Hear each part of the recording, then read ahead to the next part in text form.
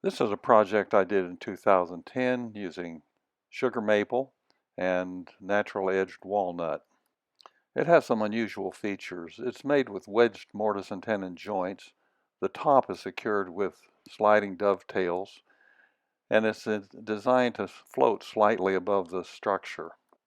As with some of my other furniture pieces, I inlaid rocks in the top, in this case to hide small blemishes in the wood.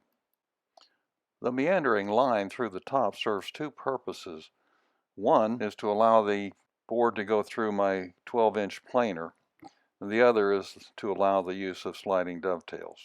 A meandering line is always much more interesting than a straight one, and in this case it allowed me to highlight certain features and irregularities in the wood.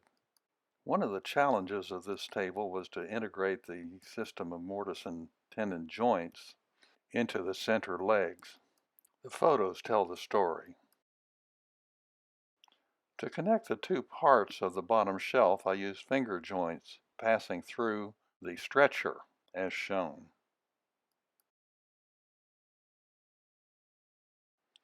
I used a shop-made jig and a router with a 14-degree dovetail bit to route the grooves for the sliding dovetails.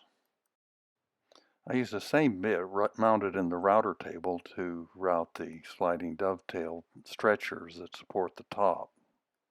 To make the little walnut wedges, I used an angled sled and a sliding stop block that enabled me to cut one side, then flip the stock over and cut the other. I used a bandsaw to make the cuts into the tenons for the wedges to fit. I began assembly by joining the front and back legs, and with glue applied to the wedges, I drove them carefully into place. With the two halves of the top slid into place over the sliding dovetails, I began fitting the stones. After applying Danish oil to the table, it was ready for delivery to its new home.